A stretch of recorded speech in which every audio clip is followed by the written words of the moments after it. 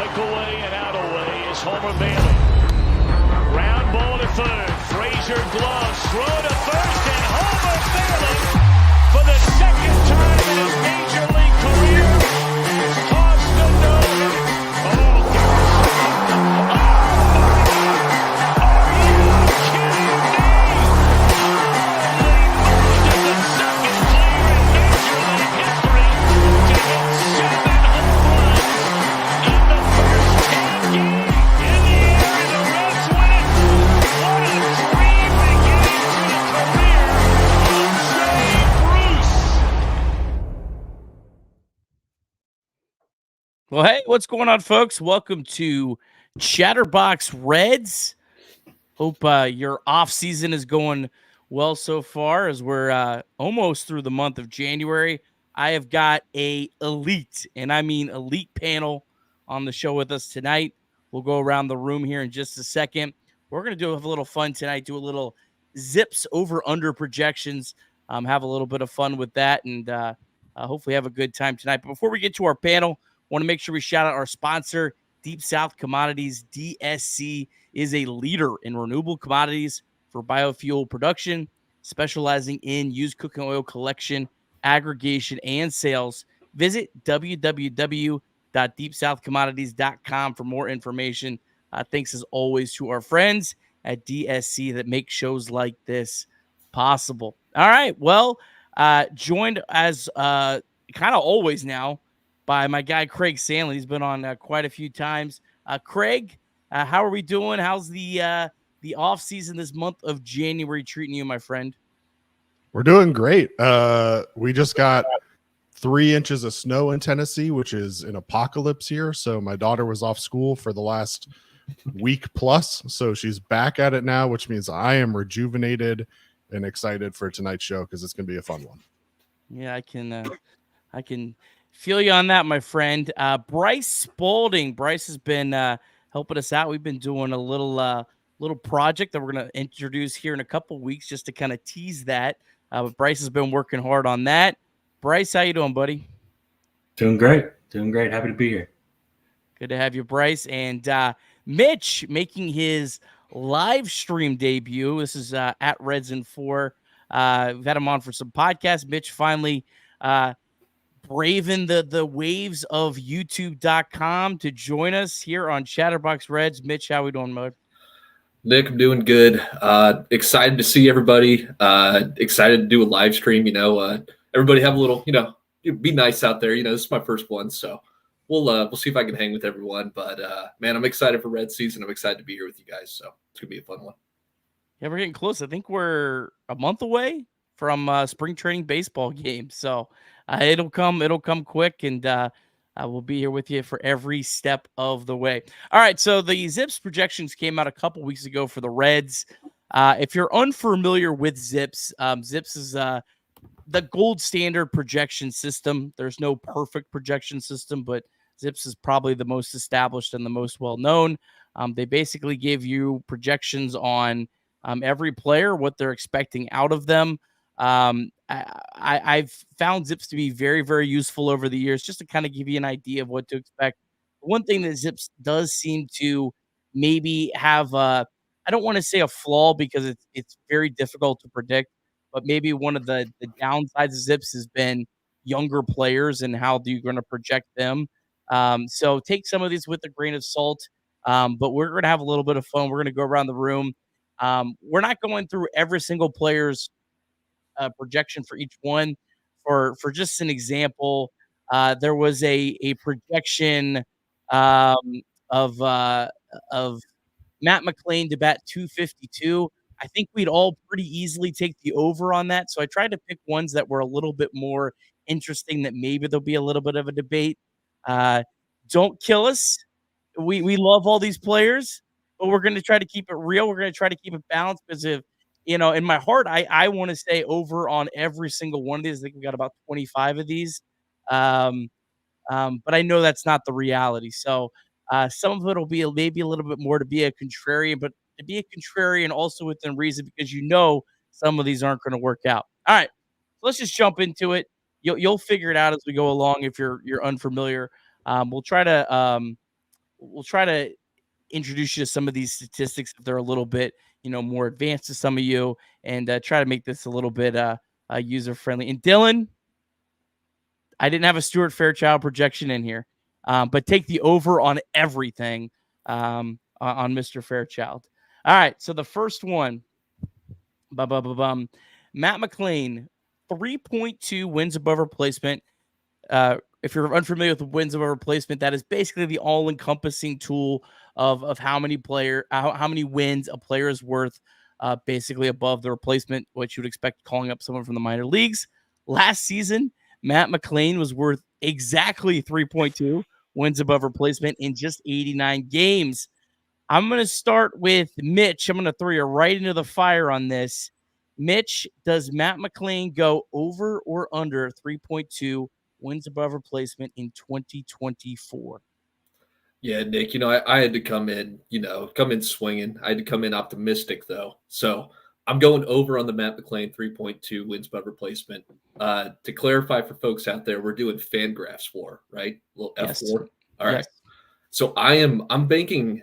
I think the bat might regress a little bit, but I'm banking on the defensive upside because he's moving to second base. I think he's going to be an elite defensive second baseman, and I think he's going to smash through that number. Bryce, we'll go to you next. Yeah, I'm in the same boat as Mitch. I actually had the exact note written down. I actually kind of comp him to Ha-Seong Kim in some ways, where he's really good defensively at second base, can be serviceable at shortstop, even above average at times. So I think he's going to provide a lot of defensive value. While he may, like you said, he may regress some offensively, but I think he'll fall within that 3.5-4 range over 150, 162 games. Greg? Yeah, I mean, we're just going to repeat ourselves all night, I'm afraid. Hopefully we'll get into some more competitive numbers later on. But yeah, you mentioned a 3.2 WAR over 89 games. I mean, WAR is a cumulative stat. So as the season goes on, assuming he stays healthy, that number can accumulate over time. Certainly expect Matt McLain to contribute defensively, as both Mitch and Bryce mentioned. The other thing that F4 takes into consideration that I think Matt McLain brings to the table is his base running ability.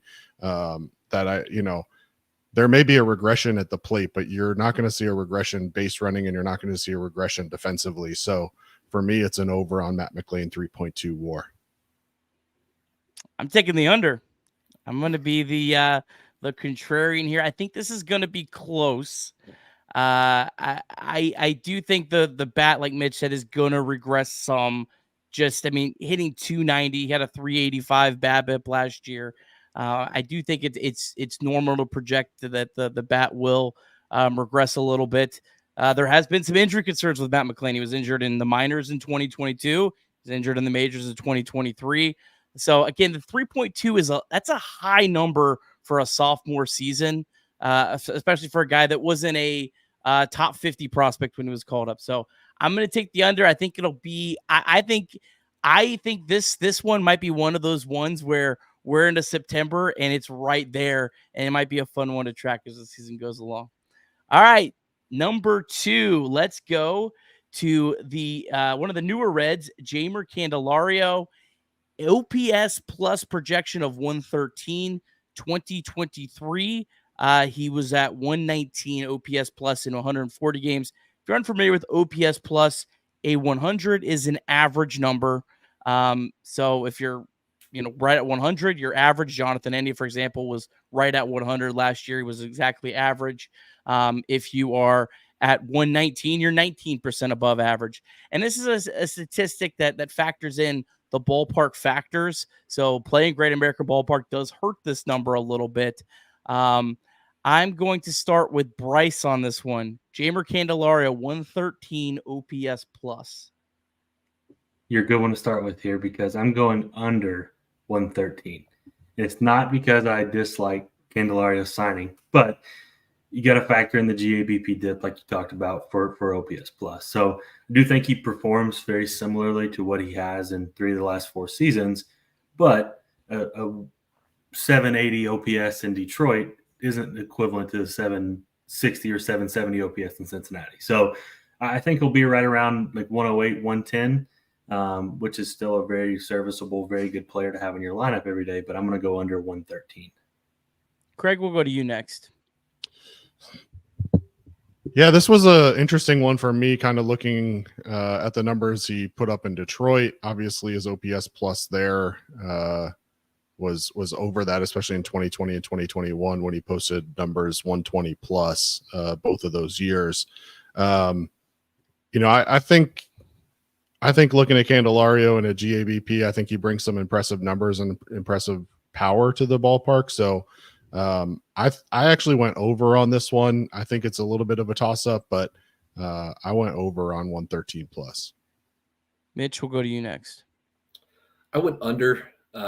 Similar reason as Bryce. I don't hate the signing. I love the signing, but something with new contracts, players always come in kind of swinging out of their shoes, trying to justify the money. I think there might be a little adjustment period for Jeimer, but we'll see. But yeah, I took the under.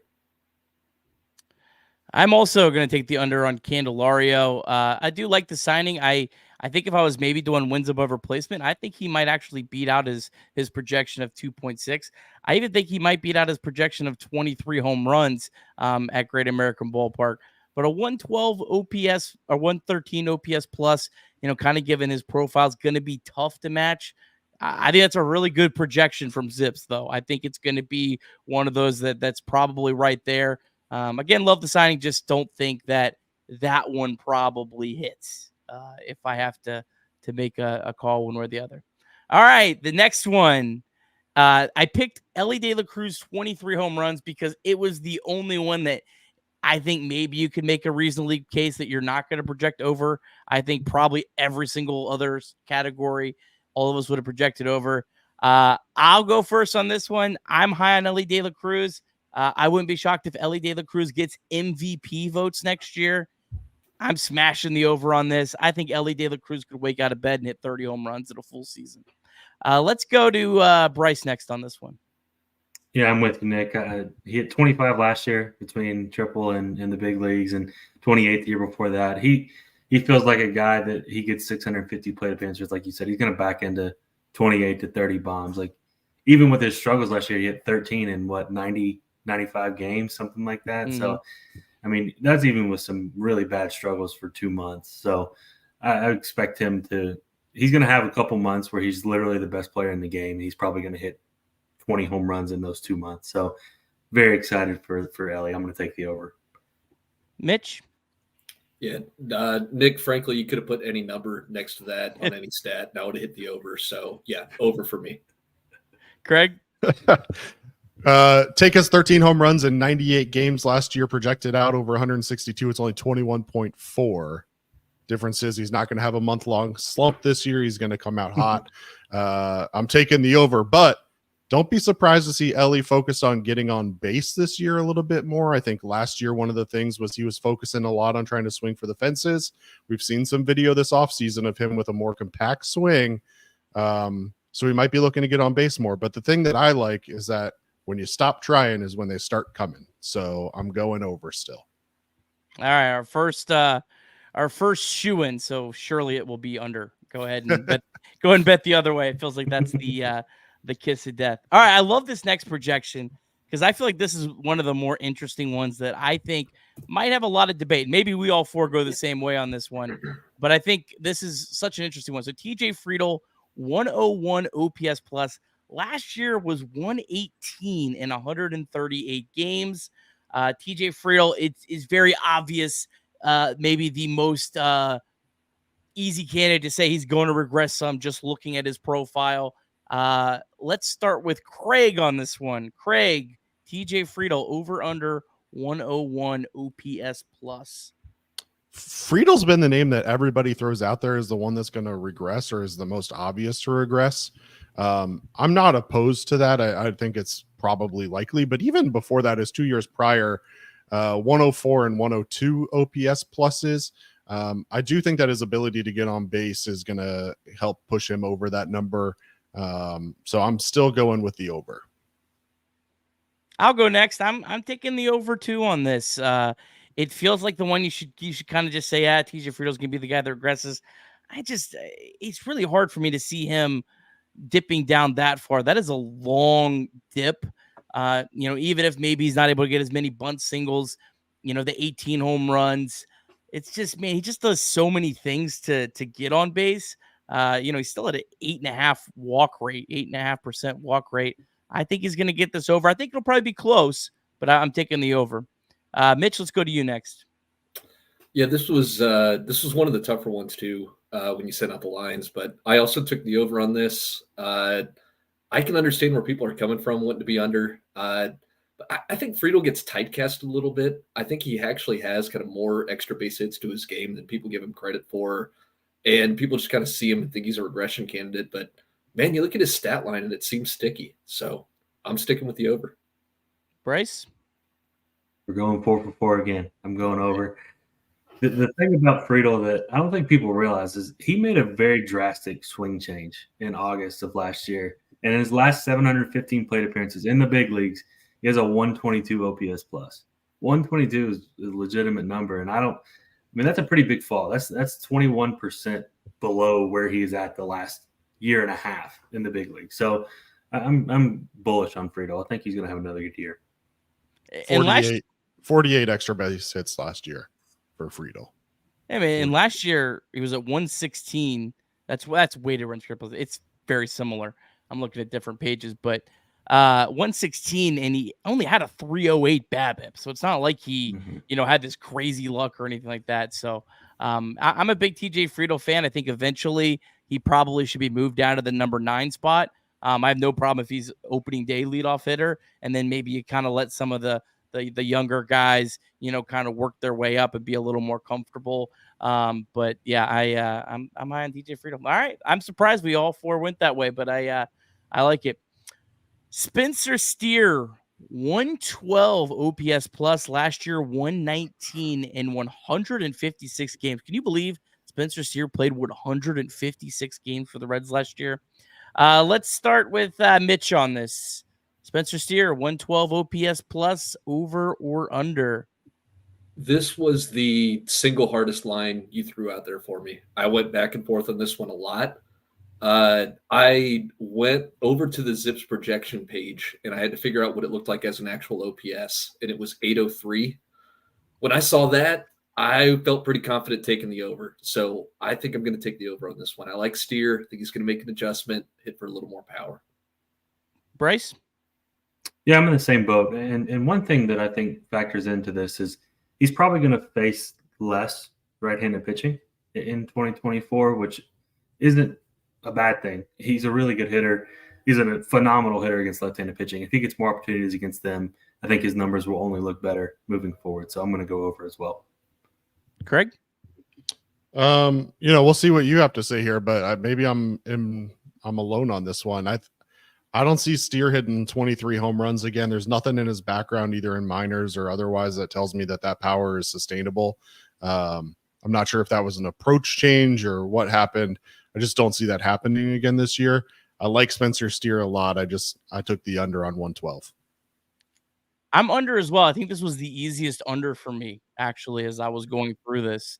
Now, if Spencer Steer gets into a full platoon role, he's going to smash that over, I think, because he if you look at his profile or look at his numbers in the minor leagues, there was a very drastic difference between right-handed and left-handed pitching. I'm just not sure if he's a full-time player or close to it, that he's going to be able to hit above average against right-handed pitching. He'd have to hit. So if you're an average hitter against right-handed pitching, man, you really have to mash the lefties to get up to, up to like a 112 OPS plus. So I think Steer's probably the one player that maybe Reds fans are a little too high on right now going into the season. If I did have to pick one, doesn't mean he's not a very valuable player. Play a lot of different positions, provides good balance to this team against left-handed pitching, and is really has incredible numbers throughout the minor leagues against left-handed pitching. But yeah, I'm pretty confident on the under here. All right, let's go to Jonathan India. Will he be a Red? Will he not? I mean, it's January 24th. We'll see. We're making this projection as if he's a Red. 103 OPS plus last year, right at 100. I'll start it out. I think as high as I think people are too high on Spencer Steer. I think people are the exact opposite on Jonathan India. I'm taking the over on the 103 OPS plus. He's battled a lot of injuries, battled a lot of other things. I almost think that if India kind of settles into like just playing the outfield and playing 4 or 5 times a week, it might actually kind of take a little bit of pressure on him the more he does it. But yeah, I just think 103, that's low. I think India can do that. Craig? This is going to be the start of a theme for me over the next several picks here. But one of the things that I think that the Reds did really well at this year in the offseason was adding depth. And I think one of the things that people are underestimating is the value that is going to give to guys in terms of the matchups that they're going to face. And so I could see a situation here where Jonathan India is put in a role with more favorable matchups on a, every other day basis or whatever it makes out to be, and almost see similar production to what we saw out of Nick Senzel last year once he was put into a similar role where he came in and really mashed left-handed pitching. And so for me, I took the over. I think Jonathan India is put in better situations this year and not have to perform every single day. And so I'm going over. Mitch, let's go to you next. You guys are making some really strong points. I think the Reds fan base is lower on India than they should be. I think he's a good player. All that being said, I'm taking the under, and I think it's going to be a drama-filled year with India. I really do. Everything's kind of, everybody keeps saying everything's fine, but like the amount of times you have to say everything's fine kind of makes you think it isn't fine. And I think it's going to bleed over a little bit into the performance at the plate. So I'm taking the under. I still like India. I think he's a good baseball player, but under for me. Bryce? Yeah, we kind of flip-flopped here. You all took the under on Steer. I'm taking the under on India. So I agree with Mitch in a lot of ways. Like, it's hard whenever a guy plays every day for his entire career and then he's put into a situation where he's not playing every day. And I think that some guys just are in a rhythm, and I think it showed in 2021. He was never hurt. He played the whole year and he had a great year. And then the last 2 years, he's kind of been off and on injured and in and out of the lineup, and he struggled. He's a 94 OPS plus and 100 OPS plus the last 2 years. So some guys are made to play 160 games and have that rhythm and have that where they face every guy that no matter what the other team's throwing out there. So I went under as well. I don't think it'll be much, but I think 98 to 100 is kind of maybe just who Jonathan India is at this point. Shout out to Jonathan India. His fiance gave birth today, so congratulations to Jonathan and his fiance. Look at that big league scoop from Craig Sandlin. He's on top of it. Yeah, it'll be interesting with India. The one thing we do have to remember with Jonathan India, though, he's only got a couple more years before he hits free agency. And whether he wants to be in a platoon role or a bench role or whatever role, he has to play well because he's in a spot where next year he can get a drastic pay raise. He also could be at a point where he has to play well in the first half to be able to give himself some trade value to get traded into a good spot, if that's even the direction. So, while, yeah, I mean, sure, he may not love his role, the guy's is still playing for money. He's playing to earn a contract. So, I'll be interested to see. I think it would be an incredible story if India does accept the role to left field and just absolutely crushes it.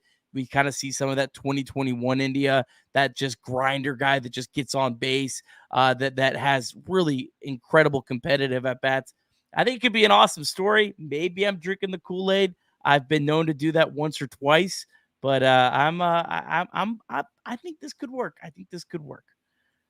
All right, Tyler Stevenson, a 1.6 wins above replacement projection last year.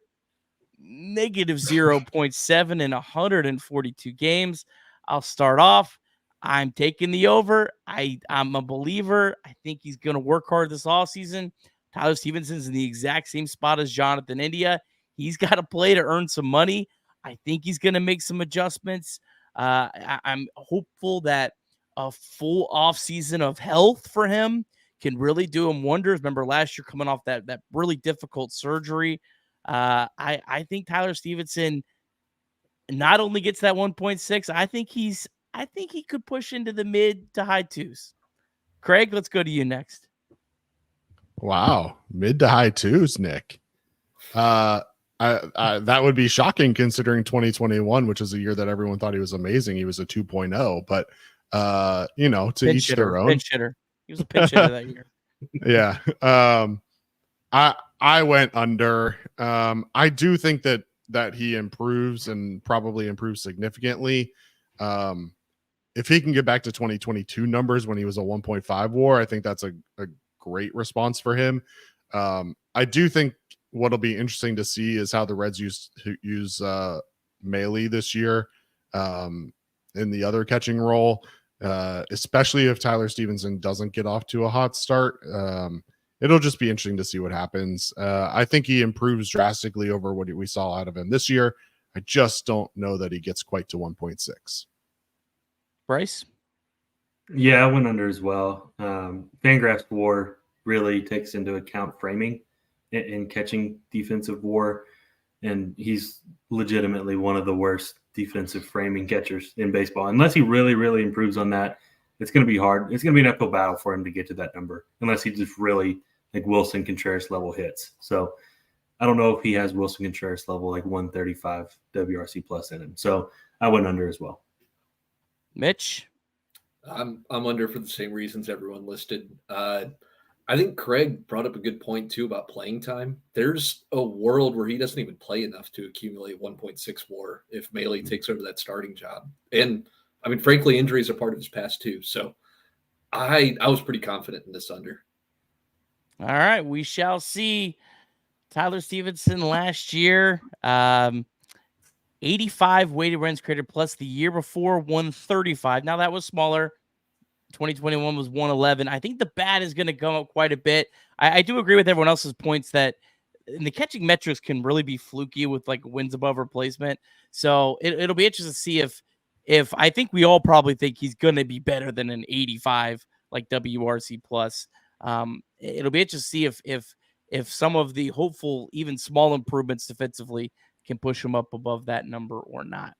All right, the next one, Christian Encarnacion-Strand, a 112 OPS plus last year, 113 in 63 games.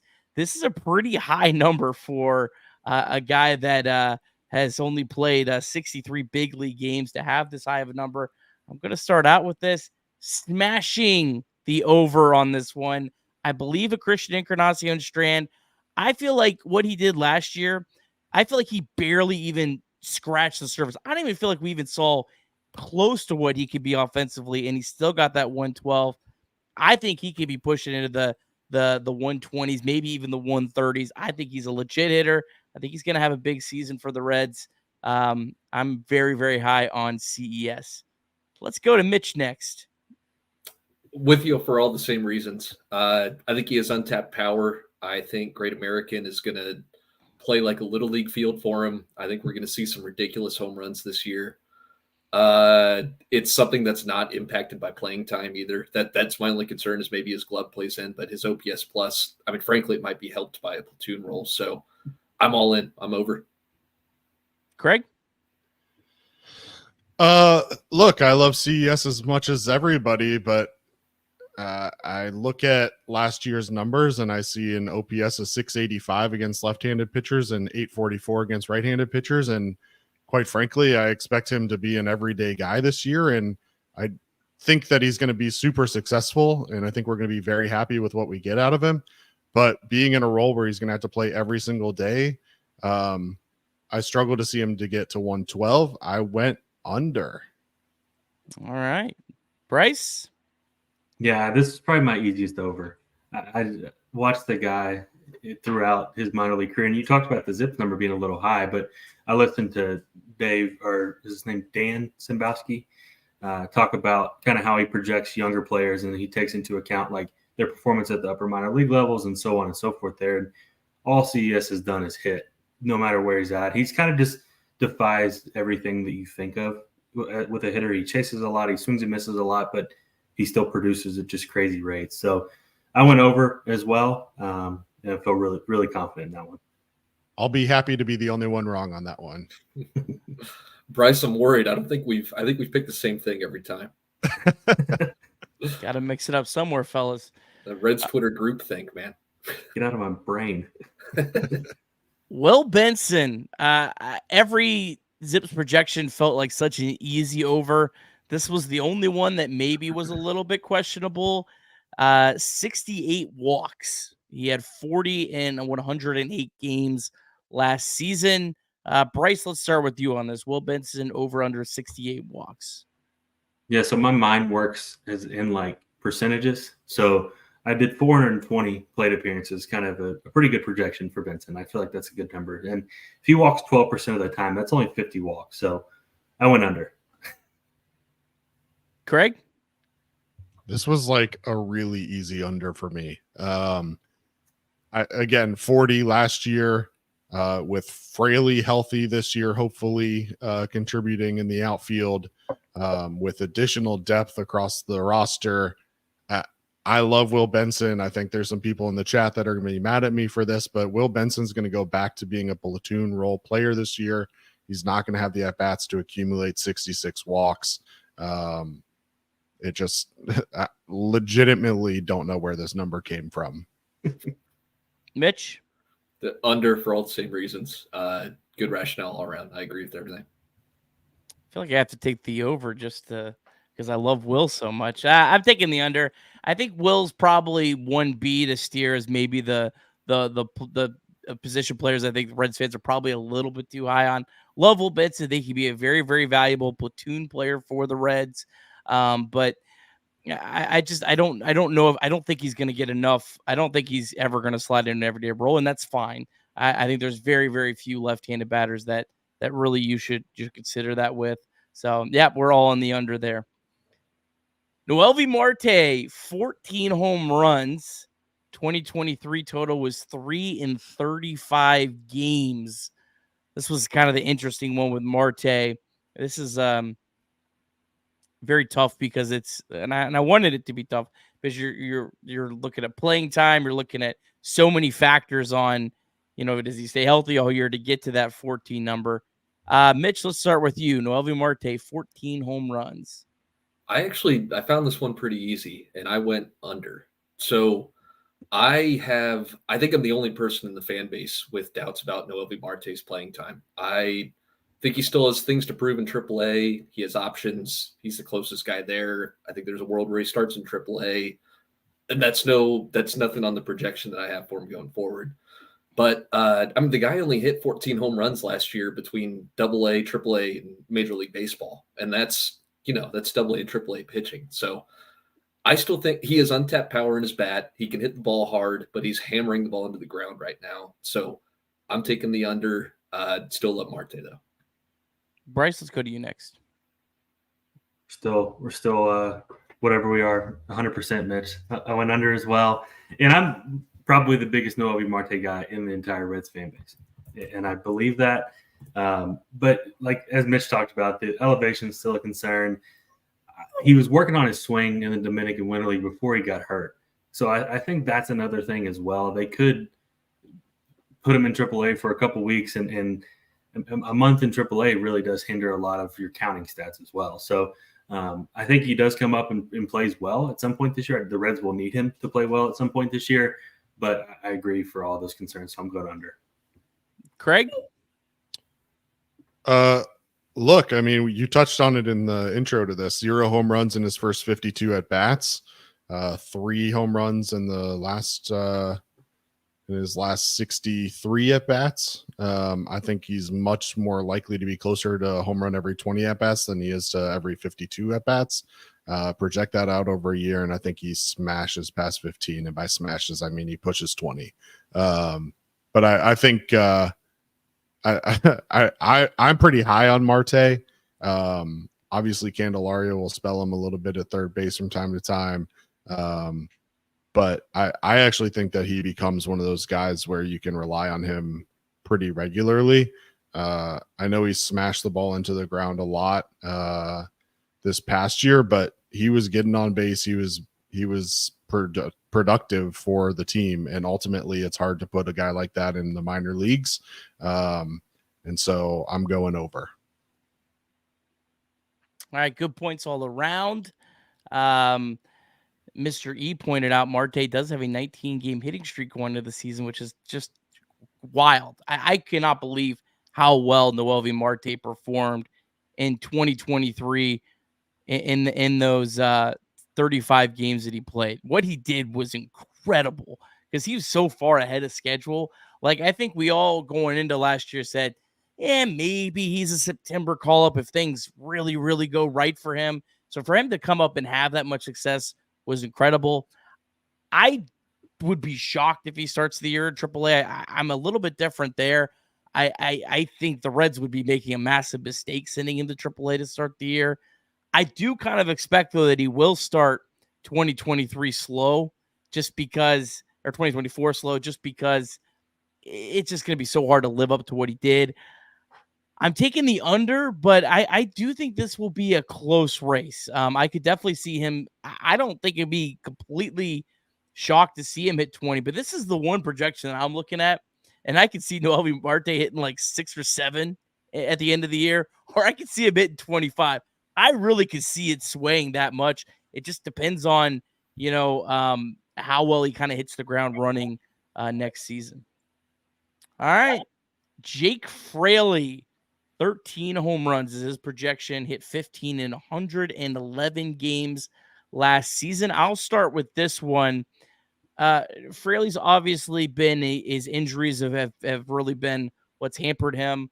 It's hard to really count on Jake Fraley for probably more than 100 games. I still think he hits this over. I think Jake Fraley might play 90 games and hit this over. Because you have to remember, hitting 15 and 111 last year, the last like 20 or 30 of those games, there was no chance of him hitting a home run. He was on one leg. He was just basically drawing walks and trying to have some competitive at bats down the stretch. So I think he might need 75 games to hit 13 home runs. I think he's a bona fide power hitter. So I'm definitely on the over here. Craig, let's go to you next. Yep. You touched on it. The same things for me. So for Fraley, 15 home runs in 111 games. But like you said, the last 19 of those was after his injury. He sat out most of August, came back for September, 19 games played, 13 of them were starts, 0 home runs in 53 plate appearances. That's just not a number that I expect for Fraley if he's healthy, which is an important piece of this all, obviously. I'm going to stay optimistic, say that he's healthy, and say that he goes over. Mitch, let's go to you next. I'm going to read my note on this one. It says, hell yeah, hammering this over. So, yeah, for all the reasons listed, Fraley's legit, man. I don't know what his projections doing that low. Bryce? Yeah, this is probably one of the easier ones on here. That's for sure over for me as well. I think Fraley's the most slept-on hitter on the Reds right now going into this season. I think he's the Reds' best hitter against right-handed pitching, and I don't think it's really all that close. Elly De La Cruz could absolutely have something to say about that if we see the Elly that we think he can develop into at some point. We just don't know how quickly he's going to get to that point. But Jake Fraley is a proven bona fide stud against right-handed pitching. Man, if he can just stay healthy, if he can play 120 games, I think that's one of the most, slept on keys to this season is Jake Fraley's health. And I think it really changes the Reds' ceiling as an offense overall. So yeah, looking forward to Jake Fraley. Man, I do you guys think it'd be crazy if he could play 140 games that he hits like 30 home runs and I think Jake Fraley could have like that almost Jesse Winker 2021 season. Is that crazy? If he stays healthy. Anyone? I think it's in its range of outcomes with much more stolen bases and probably better defense than Winker ever gave us. Yeah. last year 302 at bats against a right-hander and 34 against lefties. So it's just really hard to project him playing 150 games. Well, some of those might be one at bat. Yeah, well, for sure. For sure. Yeah, I mean, potentially every single home run he hit last year was against a right-hander, obviously. Yeah. Wow. Yeah. So is it out of the question for him to appear in 150 games? No, not if the situation presents itself, but I don't see Fraley being an everyday right fielder, regardless of who's on the mound. Yeah, I don't either. I still think you could sneak into 30 home runs, though. We'll see. We'll see. That's a fun one. All right, let's move to the pitching side. Again, I didn't have Stuart Fairchild. I'm sorry about that. I know probably a lot of people are very disappointed.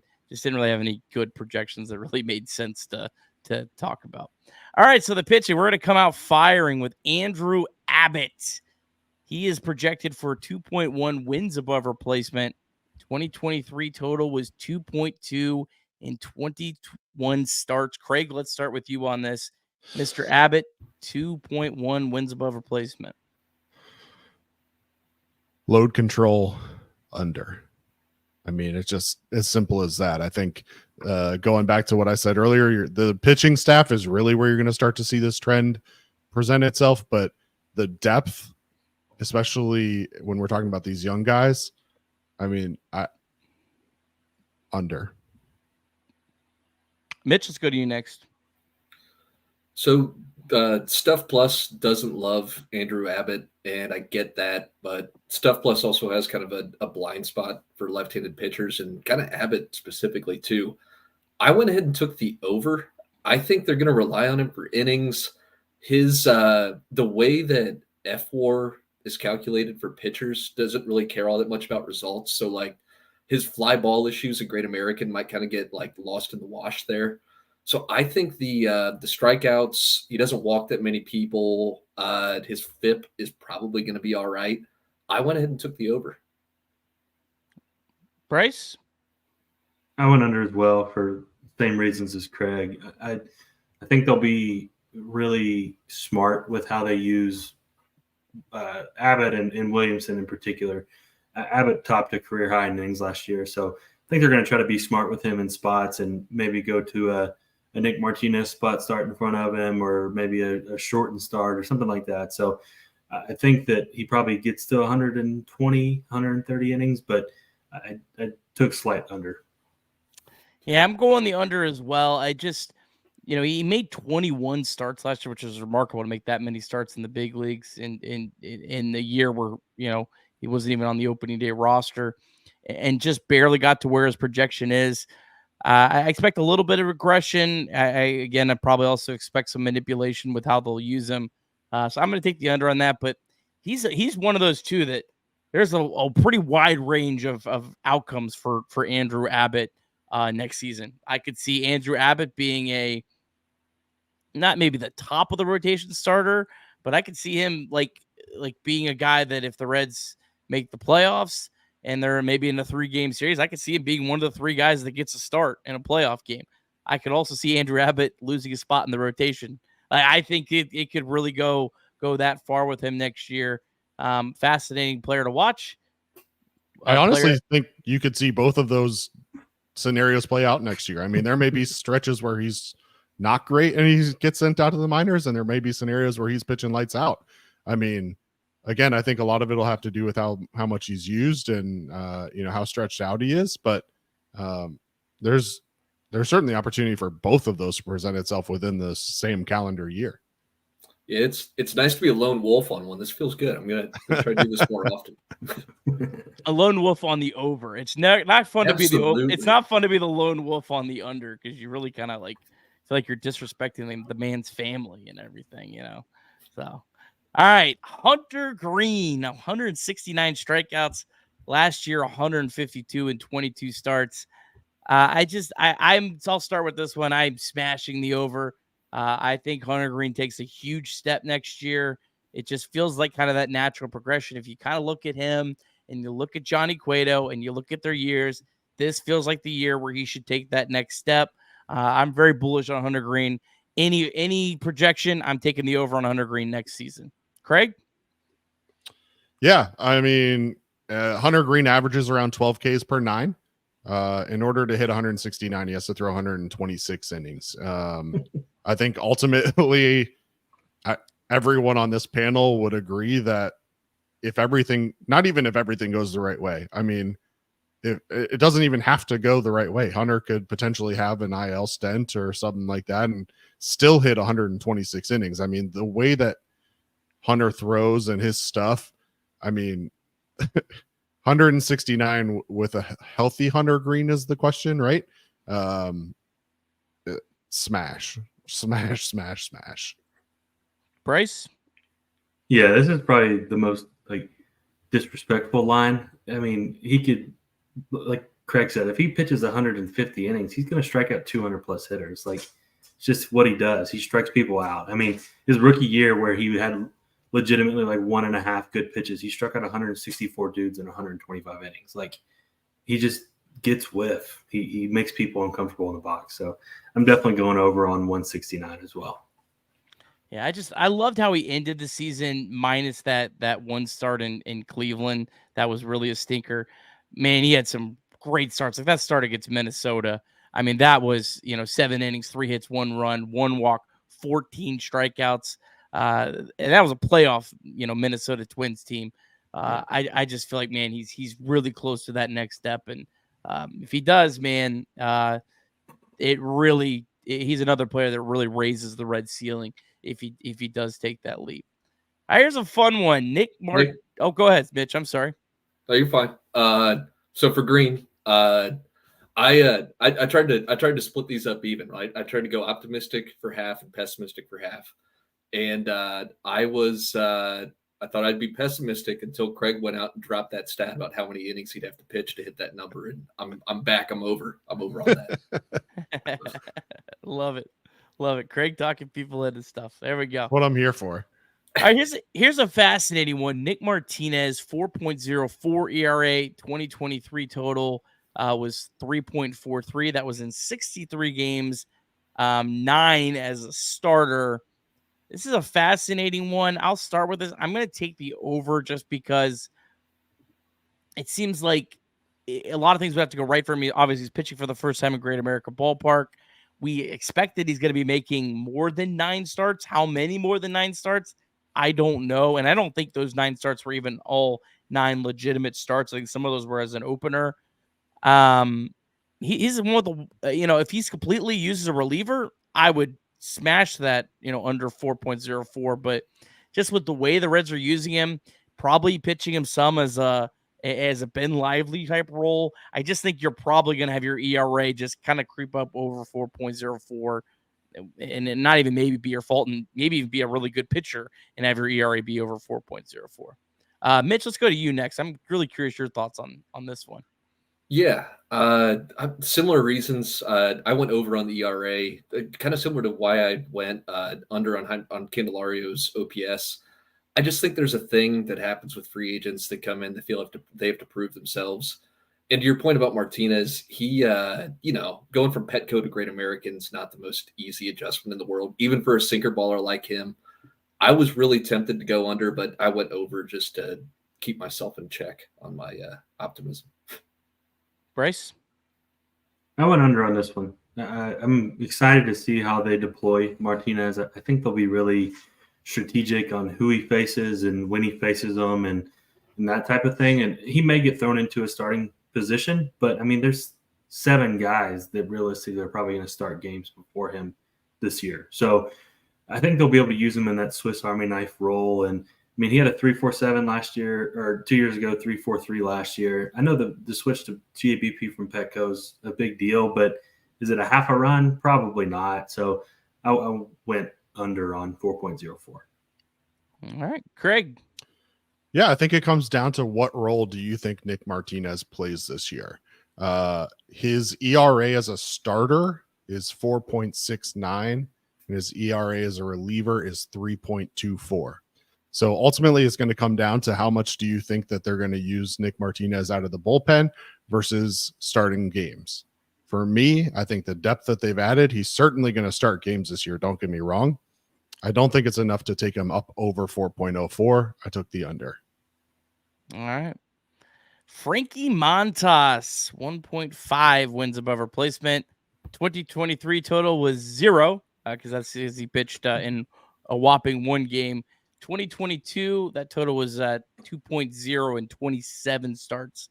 Mitch, let's start with you on Frankie Montas. 1.5 wins above replacement. Yeah. So this weird thing happened with Frankie Montas where I tweeted out like, oh, it'd be a great idea for some team to sign Frankie Montas to a 2-year deal. It'd be a really, really smart thing for someone to do. And then the next day, the Reds signed him to a 1-year deal, and everyone's like, oh, man, Mitch must love this signing of Frankie Montas for the Reds. Under. I'm a little worried about the injury. The stuff wasn't phenomenal coming back. I still trust the pitcher. He's got good velocity. He was one of my all-time favorites, like before the injury happened. I just, I got to balance my overs and unders out somewhere, but yeah, I'm going under on this. Injuries scare me, especially shoulders. Bryce, let's go to you. Yeah, and I agree with Mitch. I think the injuries are concerning, but I think that he's going to be healthy.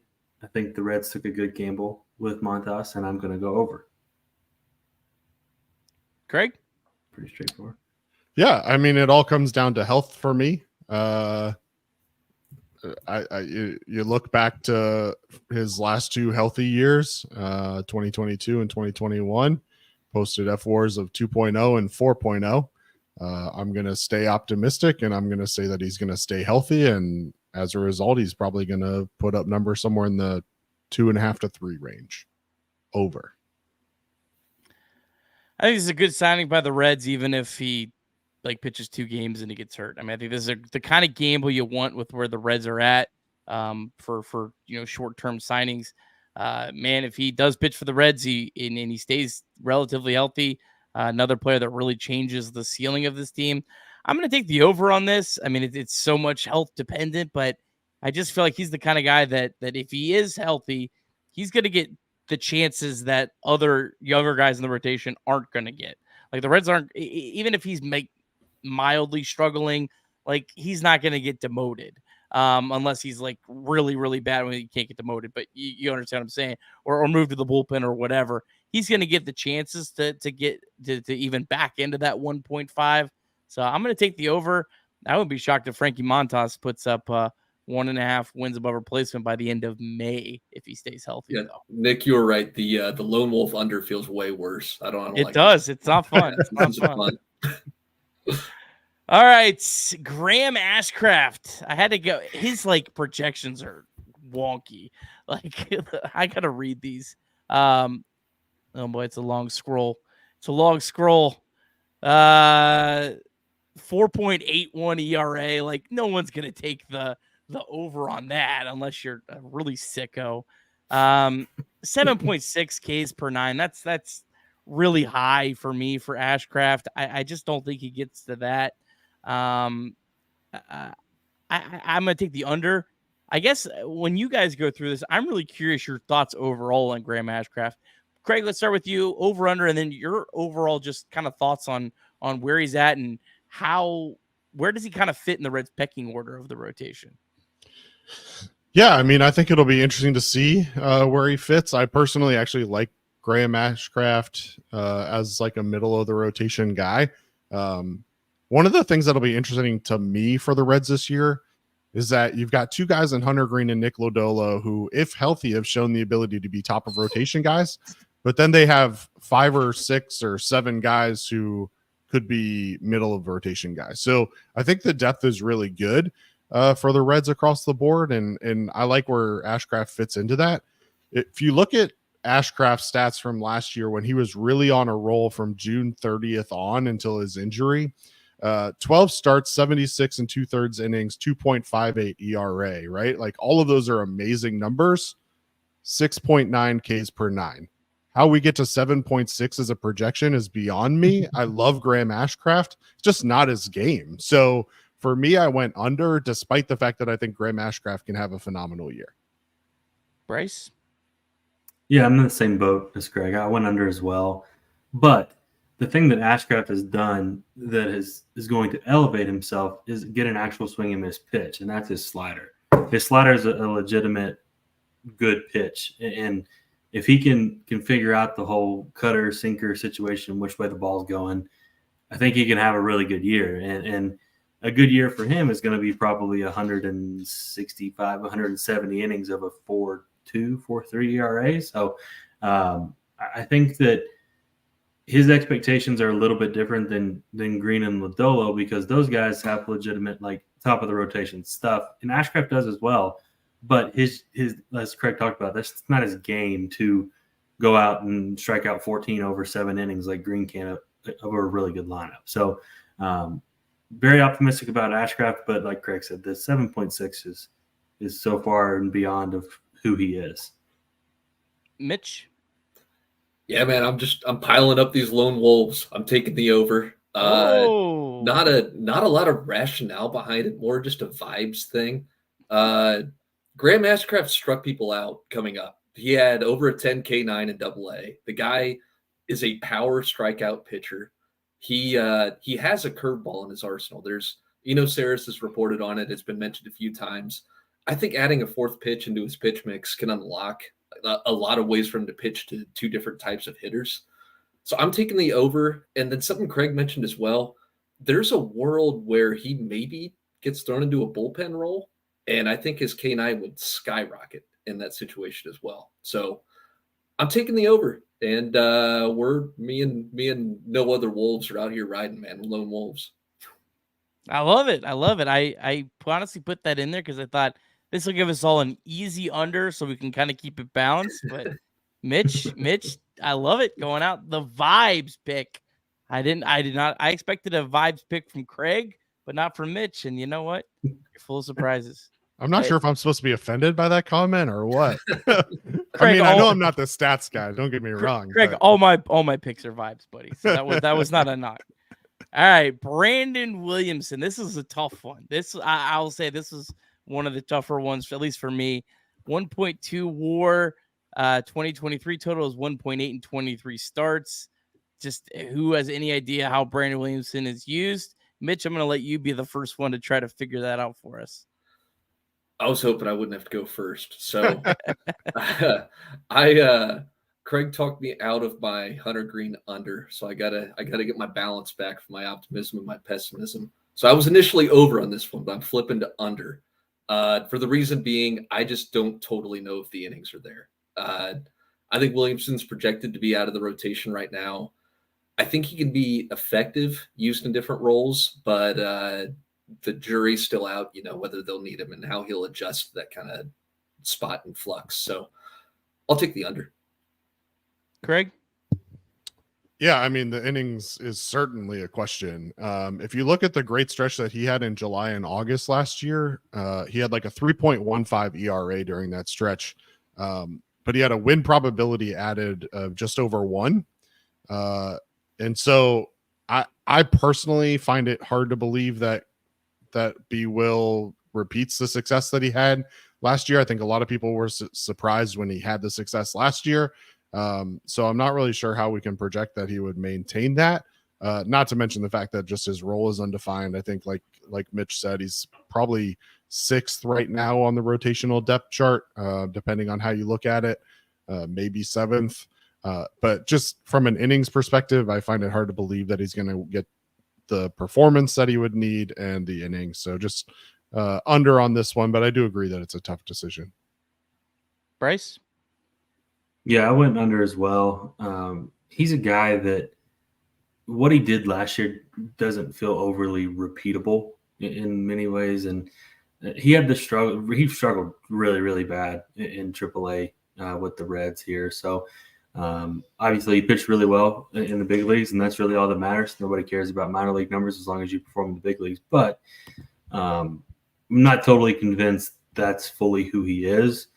So I think with kind of the up in the air role and who he is, he's not a bullpen guy, in my opinion. I think that he's a guy that you have to have as depth, and I think that's what the Reds view him as. So that's why they went out and kind of replaced him per se. So I went under as well. So harsh. Yeah, I think I'm going to take the under on this one. I don't want to. Man, Williamson was awesome, like down the stretch for the Reds after he kind of really got his feet under him. He was really, really good for several months as a big league pitcher. I don't know what to expect out of him. I had zero. I feel like I had negative expectations when they called him up. I was like, okay, great, let's give him a shot. Like he's probably a failed prospect at this point. And man, he shoved and showed, shut us all up last year. I hope he does that again. I can't reasonably project that he does go over. That's kind of where I'm at. But I love what he did. I love that you have this guy as an option in depth. I'm just more than anything, I'm just so excited the Reds have like 8 or 9 legitimate starting pitching options going into the season. I just think that makes everything about this team so much different than any team in a really, really long time, maybe since like the 2020 season. They could even go out and sign Luis Sessa tomorrow too. Still available. You heard it here first. Bigger. Last time Mitch broke some pitching news, it came true the next day. So look out. Disavow that one. I disavow that one. All right, Alexis Diaz, 4.3 walks per 9. Last year was 4.8. As Alexis Diaz finally, kind of get his walks, the only part of his game really to this point that hasn't been great. Zips does not like Alexis Diaz. I mean, for, I guess, the perception, projecting a 3.90 ERA. I obviously didn't go with that one because I think we all would probably say that's probably a pretty easy under. I'm going to take the under on this one, fellas. I want to believe, but it's just too long of a track record of walking guys. And hey, to his credit, he's found a way to be effective still walking guys. I hope that he can improve, but I'm not going to bank on it. So under meaning less. Less, yeah, worse. So over 4.3. Yes, a sorry. pessimistic over. Yeah. Yes, I guess I should have clarified that. Yes. Yeah, I guess over is the right word. He will be higher than 4.3. Yeah. Let's go higher or lower. That might be the easier way to do this. Mitch, higher or lower 4.3 walks. Have we been doing this wrong the whole time? I've always just been going over the number or below the number. So that's what is Nick just using over under as like a positive or negative thing? That's Nick's how in my whatever it comes out to is what he's going to do, Craig. Yeah. I think we have a transcript. We have a transcript that you had to give some rationale. Mitch, I took the higher number. I took the pessimistic over. I don't know about you guys, but as the season went on, did it seem like Alexis Diaz was getting better control? I didn't really think so. I didn't really see a reason to think he's going to beat his previous numbers in walk rate. So, yeah, I'm going the higher number than what is listed. Bryce? Yeah, I think it's a pretty easy one in my opinion. If a guy showed you who he is at age 27 or 26 or whatever he was, it's probably who he is. So, like you said, he can still be effective. He's been effective. So I think he's going to be fine. I think some are pretty worried about him. And I don't think it's an okay thing to be worried about him. And that's probably why the Reds have added and continue to add bullpen arms. So I think he's going to be the Reds closer for 2024. But there may be some times where he does not finish the game there. So we'll see. Craig? Yeah. 4.8 last year, 4.7 the year before. I mean, his attack, the way he attacks batters is outside the zone and getting them to try to reach. So I don't necessarily see that changing in any way. I don't know why it would. It's worked for him. My projection for Alexis Diaz is all-star closer to not the closer at all this year. So I think the Reds are going to go closer by committee. So I think he will pick up some saves this year. But I think that the bullpen has added some arms with some stuff that I think can end games. I also think that they saw some things out of guys last year that will show potential. But I think that the depth that they have is going to give them an opportunity to really play matchups here at the end of the game in 2024. And so for me, I wouldn't be shocked to see Alexis Diaz pick up saves. Don't get me wrong, but he's not going to be your everyday closer. I don't think he changes his approach to pitching at all because it's worked for him. The question that Nick and I spoke about multiple times during the season last year was, when are teams going to realize that 90% of pitches from Alexis Diaz are outside of the zone? That may happen this year. It may not. We'll see. But if teams ever decide to just go up there and not swing at Alexis Diaz, that walk number might be infinity. That's fair. I like that take, Greg. I'm concerned a little bit on Diaz. I don't know if I'm necessarily that far. I think your points are valid. Don't get me wrong. The one thing he has not given up home runs at the big league level. I mean, up 0.7 in 2022. Last year, which he didn't have as good of an ERA, it was 0.5. So, half a home run per 9 innings. That is a huge reason why he's been such an effective closer, is that he just doesn't give up the home run ball. And that might be honestly the biggest difference between him and Lucas Sims, is that Lucas Sims has kind of struggled giving up those home runs in those situations. I want to go around the room on this. Maybe your concern level with Alexis Diaz from a 1 to 10. I'm going to put it at a 5. I'm going to be right there in the middle. I think he is the closer going into opening day. I think it's possible that Sims or Pagan or even someone else maybe steps up and does, take that, or it does become a closer by committee, like Craig said. But I'm going to put it at 5. Bryce, where are you at on 1 to 10? Yeah, I'm probably at like a 7 overall. Okay. Some interesting numbers from July on. So July till the end of the season, 31 innings pitched. He only struck out 29 guys and walked 17. That's an 8.33 K per 9 and a 4.88 walk per 9. Like, those are numbers that you don't feel overly comfortable with in the 9th inning. You want very minimal base runners, and it felt like from July on, it was 2 or 3 base runners every inning, and he was trying to work out of something, or Cruz had to come in, or Moll had to come in. So I'm like probably a 7 or an 8, but I mean, I still like him. I think he's a quality reliever. Mitch, 1 to 10. 5. I haven't thought about him much this offseason. I'll be totally honest. I know there was a little skid at the end of the year. I think he was gassed. He doesn't have a ton of experience throwing that many innings, so I think he'll come out starting the year strong, and we'll see what happens after that. Hopefully he's building up some durability, but I haven't used too much thought on Alexis Diaz this offseason. Maybe I should have, but I'm a 5. Craig, what was your number? I don't know that concern's the right word for me with Alexis Diaz. Like, I'm not necessarily concerned about the stuff or his ability to get outs. I just think that he needs to be put in the right position to do it. And I think that in 2023, teams were adjusting to his approach. And I think that being able to put him in better positions will allow him to pitch Alexis Diaz's game rather than having to adjust to the batters or the opposing team. I concern is like a 3. I just don't think he's going to be needed in the same type of role that he was last year. And I think, again, I'm going to talk about it a lot, but I just think that the depth is going to permit guys to be put in positions to be successful that they've shown in the past that they're able to be successful in. I would be a little concerned on Alexis Diaz, how he would accept not like maybe not. I'm not saying like he's going to throw a temper tantrum if he's removed from the closer role, but how would he adjust is maybe the right way to say this. If you did move him out of the closer role, because he seems to really embrace that. Like, his brother's the big closer, has the big interest. He wants to be that guy.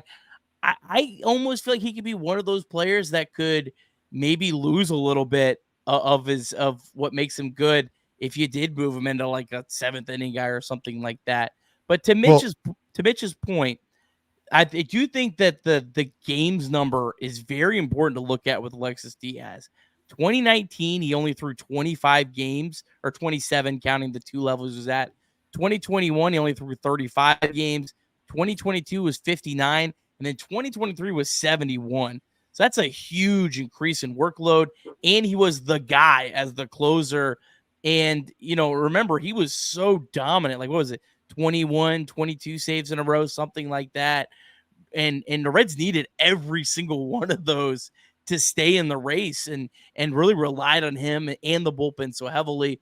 So I'm interested to see if maybe, you have Pagan to where we don't have to, remember there was times last year where David Bell didn't want to use Alexis Diaz. Like, it was pretty clear, like going into like this 8th and 9th inning, he wanted to avoid using him. And then things got away from the bullpen and he ended up throwing him in there. And it felt like every time it backfired. But I don't think you'll maybe see those games next year. And I wonder if avoiding that will help him stay on track a little bit more throughout the season. Craig? So I think when you look at last year, and you talked about how is Alexis Diaz going to respond to maybe not being the everyday closer. To me, Alexis Diaz can be your high leverage guy, right? And that doesn't necessarily have to be in a closing role. I think when you have a closer like Alexis Diaz was last year, especially early on in the year, you probably felt like, okay, he's got to throw the 9th inning, he's got to pick up the save, and that's what his role is going to be. But when you look at the numbers last year, his high leverage numbers were amazing. I mean, he gave up OPS of 565. His batting average against was 184. I'm going to talk about these stats later on as well, but his SOPS plus, which is basically his OPS plus in that split specifically compared to the league, was a 56, which for a pitcher, you want it to be below 100. 100 is the league average. And so for him to be a 56 in high leverage situations compared to low leverage situations where he gave up a batting average against a 237, an OPS of 817, and an SOPS of 125. Now you look at Alexis Diaz as your high leverage guy, and in situations where you need a big out, that's where you can bring in Alexis Diaz and not be afraid to burn him in the 7th because you have other guys that you trust in the 9th. And so for me, when I talk about putting people in positions to be successful, Alexis Diaz is a high leverage pitcher. He's still going to walk guys. He walked 23 guys in 185 plate appearances. So whatever that math works out to be, it's still a little bit higher than you would like to see. But at the end of the day, when he only gave up 22 runs total in those high leverage situations, and you got to imagine that of the 71 games that he pitched in last year, I would imagine 50 plus of those were high leverage, and to only give up 22 runs in those situations probably shows you some confidence in his ability to handle those situations. So for me, Alexis Diaz becomes your high leverage or mid leverage situation guys because you trust guys in the 9th inning. Good points. Anyone got anything else on Diaz? All right. Good stuff. All right. Nick Lodolo, 10.8 strikeouts per 9. Last year was 12.3 in 7 starts. I'll start out. I'll smash the over on anything Nick Lodolo, especially if it's a percentage number. I'm super high on Lodolo. I say a prayer every night before I go to bed that he can stay healthy, because if he stays healthy, he's an elite major league pitcher, and I'm as confident in that as anything else.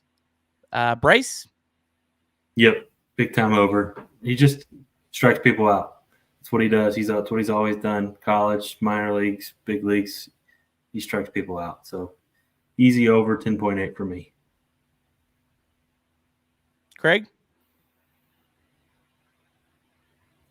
Oh, might have lost Craig. Am I here? Here we go. You're back. He's back. My fault. Easy over for me as well. You mentioned 12.3 last year, 11.4 the year before. Obviously some concern with the injury, which is to his left lower leg. So there's questions about his ability to push off, and will that be affected long term? But when you look at Lodolo's numbers, I mean, he's got a pitch mix that doesn't necessarily require him to be, a hard thrower. I mean, his average fastball last year was 94, which is a little bit above league average, 52nd percentile. It's not like he has to blow it by guys in order to get strikeouts, where with Hunter Greene, you see him get a lot of those strikeouts on fastballs. You don't necessarily see that with Nick Lodolo. So I blast the over on this because the injury, and even if he has to maybe address his approach, doesn't change his ability to get guys out via the strikeout. Mitch? Yeah, I went over similar reasons for everybody. It was nice that this one was innings agnostic. So he's just never had a K9 that low in his entire career. I'm kind of not sure where that number came from. So I'm taking the over. Yeah, this was definitely felt like one of the most disrespectful ones out there. It's All right. interesting. There's some lines that are like so disrespectful, especially to Lodolo and Greene. I mean, we talked about both of them at this point that are super disrespectful, but it's just the uncertainty of the injury. But when you're talking about stats where innings don't matter, to put a guy that low is asinine. And then we're gonna turn the tables and talk about a line that, in my opinion, is unbelievably high. So here we go. All right, Connor Phillips, 1.0 wins above replacement. I'll start out. It's hard to project that he gets enough starts. Just when you're looking at the Reds' depth right now, if he gets one, it's because there was a lot of injuries, probably, in my opinion. I'm really high on Phillips. I think he's got a bright future. I think he's maybe got a higher ceiling than a lot of the other guys, like maybe even Abbott and maybe even Ashcraft. I'll even go that far. I just don't know if it's in the cards in 2024. Craig? Yeah, I mean, I teased it there a little bit, but like I literally wrote down in my notes, where is this line coming from? On the depth chart right now, I think he's probably 8th or 9th in terms of in line to get a start. Doesn't mean he's not going to. I expect to see him at some point during 2024, but to expect him to get enough starts to accumulate a 1.0 WAR from a guy who averaged 5.7 walks per 9 in 2023 is really hard to believe.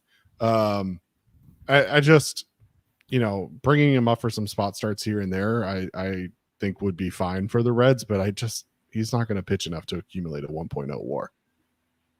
Bryce? Over. Oh, I love it.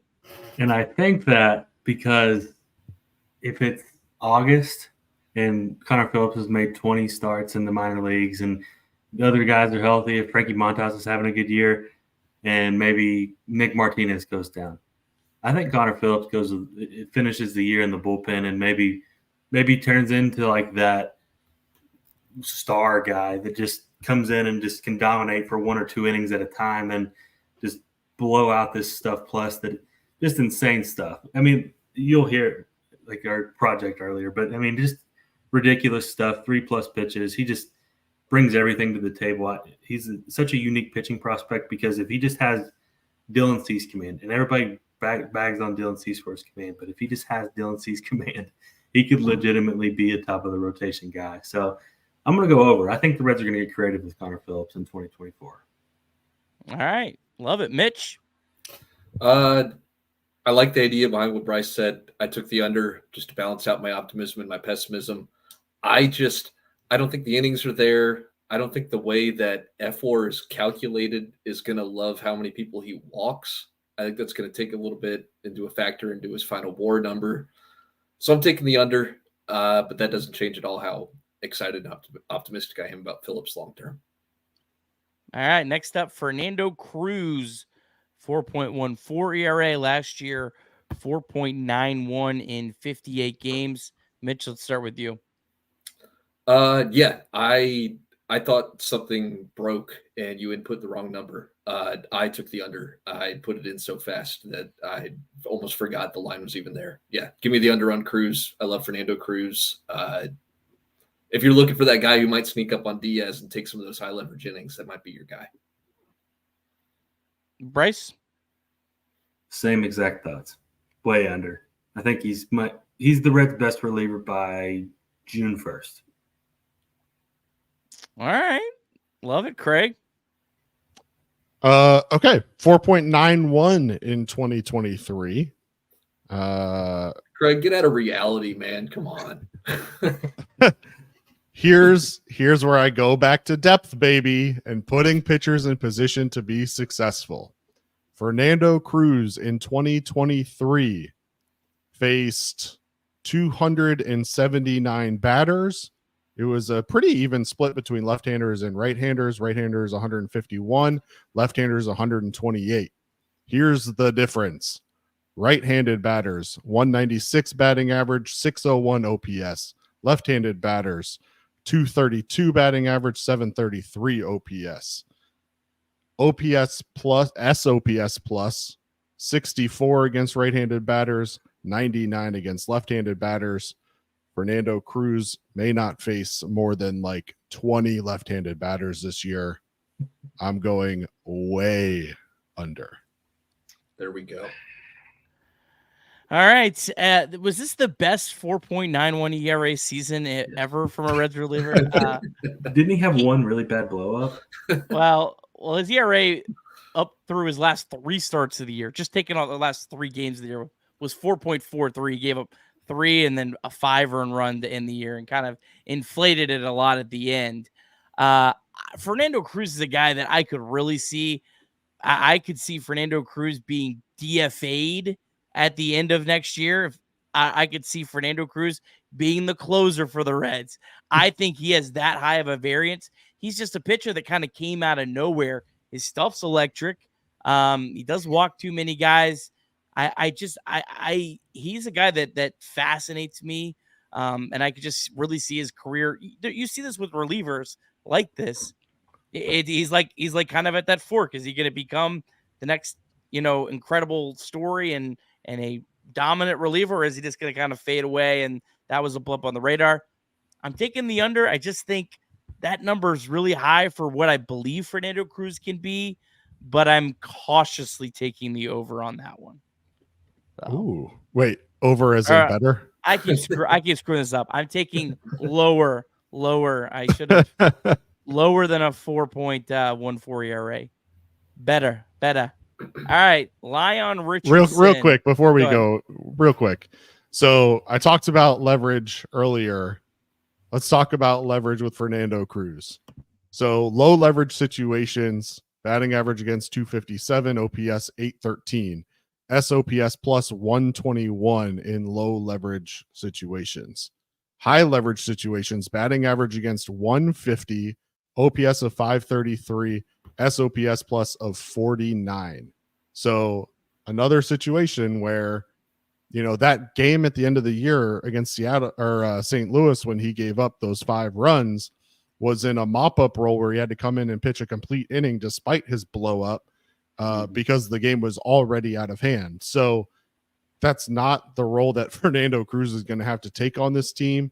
He's not going to have to face, those long innings, and he's going to be able to get out of there if that does happen before the blow-up really gets too bad. So put Fernando Cruz in some high leverage situations. He's going to succeed.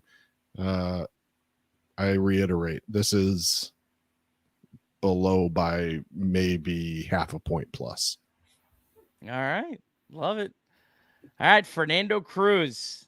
I'm excited. I do love watching Fernando Cruz pitch. I just think he's just a fun dude, especially when he's on. The weird thing is I loved him so much when the Reds use him as an opener, but feels like, well, they don't really need that now. Now, knock on wood, maybe they do at some point. I feel like he really thrived in that opener, 2-inning role. I really, really loved him in that. All right. Let's go through a couple of these a little quicker. Let's go through the next 2 quick. Lyon Richardson, 0.04 wins above replacement. He was negative 0.04 in 4 starts last year. I'll start. I think he's kind of at a point where he's going to pitch enough in the big leagues just because he's kind of has gone through so much that I don't think he's going to be a guy that they're going to stash. I think they're going to bring him up and throw him in different roles. I think he's good enough to accumulate more than just that 0.4. I feel like that's just too disrespectful to go under that. Craig? Wow. I legitimately wrote that if we see Lyon Richardson in the big leagues this year, something went significantly wrong. I think he's easily 9th or 10th on the depth chart in terms of a starting pitcher. I think he's easily behind 3 or 4 guys from a reliever standpoint that'll have to start in the minors. If we see Lyon Richardson this year, I'll be already over the year because it means that things have gone so wrong. Wow. I could see him making the opening day bullpen. You, I mean, sir, this guy was love elite in the Lyon minor league. Richardson. He was elite in the minor leagues last year. And He he had can some stay there, Nick. incredible He stuff. can stay there. All right. Bryce, where are you going with this? Yeah, I'm going under too. I'm probably, besides Craig, I may be the lowest person in the Reds fan base on Lyon Richardson. I don't know. The walks concern me. He walked so many people in AAA too when he went down after he was in the big leagues. Like, I don't know if it was a mental thing. I don't know if he got to the big leagues and just the stuff wasn't as good as he maybe thought, and people weren't fooled by his changeup as much. And I think he's got to find that next pitch to take a step. So I don't think we see him enough to even accumulate 0.0 WAR. So I'm with Craig. I'll go under as well. Well, Mitch? I'm closer to Nick's optimism with Lyon, but I am taking the under. I just don't trust the innings. I don't really trust the roll. The walks are going to hurt the WAR calculation. So, yeah, I'm taking the under. All right. We'll see. I do think some of the end of the year was just a guy that hadn't pitched that long and coming back, and I don't know. I like Lyon. It'll be interesting. It'll be interesting to see. I mean, he pitched pretty well in A ball and double A ball. I mean, he's a guy who's moved up the ranks so quickly. But his AAA numbers were not good. I think the Reds are going to want to see a lot more out of him in the minors before they make any sort of move like that. To project him on the opening day roster is. No. I didn't. Let me clarify. I did not project. I'm saying it's possible. Now this would be several injuries happening to get him to this point, and him having a phenomenal spring on top of that. I'm just saying I think it is like possible that he could be a guy that does sneak onto an opening day roster. Pigs do fly in Cincinnati. We'll see. We're a little bit different there. All right, TJ Antone, a guy we're all rooting for, 8.4 Ks per 9. Zips hates him like ERA wise. Last year was 11.12 in his very small sample. 2021 he was over 11 as well. I'm taking the over on this. I don't know if I expect a lot out of TJ Antone. I think anything he gives the Reds is gravy, but the strikeout number, I think he's going to get over this. Craig? I love TJ Antone. Like you said, I think every single person in Cincinnati is rooting for this guy. He's been over 11 every year of his career. I mean, obviously the Tommy John will bring a lot into question, and then obviously had to end the year on the IL again with more stiffness in the forearm, I believe is what they called it, or fatigue. I don't remember exactly, but so it's definitely something to monitor. But he's got the stuff for strikeouts. I mean, this is a pretty easy over for me. Bryce? Yeah, if it was innings, I'm probably more hesitant, but with it being a number that is feasible by one inning, I think that he'll go over that. Mitch? Lone Wolf and a negative under again. I get the hesitation with this number. It's a strange number. If you were taking the SAT and you saw all of his K9s in a row and you saw this one, you'd say that one looks nothing like those. I'm not picking that one. But his stuff was not the same when he came back, and his K9 number in 5 innings really kind of hid that. When you look at his AAA numbers in K9, they were right around this 8.4 to 8.8. I can't remember the exact number, but it was in that range against AAA hitters in a larger amount of innings. His fastball velocity was down. The curveball wasn't really the TJ Antone Captain Hook, I love the guy. I think he's awesome. I am trying to win this competition, so I'm taking the under. Cutthroat. I'm going to go right back to you. I'll let you start off with Emilio Pagan at 9.1 K per 9. Last year was only 8.4 in 66 games. What say you, Mitch? Yeah. So Pagan changed. He's a different type of pitcher than he was when he was posting double-digit K9s, and this is a larger beef I have with old Dan from Zips. But I took the under, but it doesn't mean I'm not optimistic on Emilio Pagan. The way that he finds success now is through his cutter, which isn't as much of a strikeout pitch, but it's more of a ground ball pitch. So I'm taking the under. I think the Reds are going to steer hard into that new sort of pitching style with him. So if there were an ERA projection, I'd be under, but the K9 projection, I am pessimistically under, if that makes sense. Yep. Bryce? Yeah, I think exactly what Mitch said. He did tweak his arsenal to get off the barrel a little bit more, and it worked. So he pitched a lot of innings, and he didn't strike out as many guys, but he was way more effective. And the underlying metrics pointed to a quality year as well. So I'll go, I guess, optimistically under that number. I think he'll be good, but I don't know if he'll be 8.9 Ks per nine or 9.1 Ks per nine. Craig? Yeah, I mean, it's exactly what you guys have said. He tweaked his pitch mix. I think him and DJ working together is going to be great. The ground ball rate is why he makes sense for Great American Ballpark. So, I mean, I expect him to lean into that and for this number to be under. I'm going to take the over. 6 years in the big leagues, every single year was over before last year. I understand that he might have tweaked something, but I don't think 8.4 and 9.1 are really that all that far apart. I think he might, as the season goes on, pitching at Great American Ballpark might, try to strike out guys a little bit more, especially, when he, goes out and gives up his first cheap home run. I think just the long term, he struck out more. I think he'll find a way to sneak over that 9.1 mark. All right, we got a couple more here. Ian Gibaut, maybe one of the most disrespectful ones. 4.65 ERA projection, 3.33.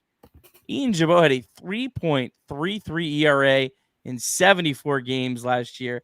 Smashed the lower than a 4.65 ERA. Smashed the under ERA on Ian Gibaut. Craig? I mean, the question comes down to, do you believe that Gibaut and DJ figured it out, or do you believe that Gibaut just had a year that defies all logic? Either way, 4.65 is so disrespectful that I think you have to go under. Bryce? Yeah, he's been under 4.5 or 4.65 the last 2 years, and pretty much regular workloads. 36 innings in 2022, 75 innings last year. So I'll go under. I think he regresses a little bit. I don't think he's a 3.3 guy, but I think he's closer to like a 3.7, 3.8 guy that can pitch quite literally every other game. So, hey, he's a very valuable reliever. Mitch? Yeah, we got accused of not interacting with the chat, so I'm just going to agree with the chat here. I'm going to take the under on the ERA for the British Bulldog. Gibaut is elite. We love Gibaut time. So there we go. Shout out Steinman. Shout out Mark Fetters. Gibaut season. All right, Lucas Sims, 10.8 K per nine. Last year he was at 10.6 in 67 games. I'll start off taking the over. I love Lucas Sims. He's been so close to like that next step of a really good, solid reliever to a dominant reliever. I don't know if we'll get all the way there, but I think it's a little bit more than he was last year. Give me the over on Lucas Sims, K per nine. Craig? Yep, I go back to the whole leverage conversation that we've had. He had an SOPS plus of 50 in those situations with a 544 OPS. 2023 was a 10.2 K per nine. But again, the depth of this pitching staff puts him in position where he can be the strikeout machine that we knew and loved from 2019 to 2021, where he had a K9 of 11.9 or better every year. Bryce? Yeah. Driveline Lucas Sims gets me so excited. He's going to go way over that number, like 12 per 9. All right, Mitch? I'll one-up Bryce. We'll go Driveline walk year impending free agent Lucas Sims. Has me very excited. His numbers last year were actually a little grosser than I thought they would be. The stuff plus was phenomenal, but I was shocked his K9 was that low and his walk rate was that high. Maybe because I put the rose-colored glasses on because I just love watching him pitch. But I took the over on the K9 there.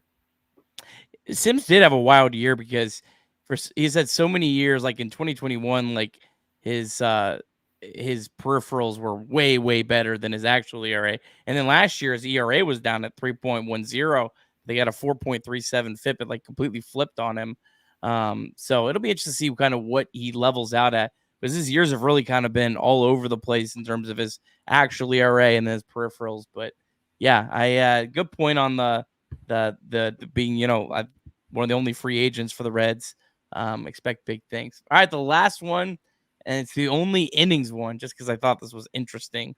Sam Moll, 51 and 2/3 innings. Last year was up at 62 and a third. Mitch, I'll let you hit lead off on this one.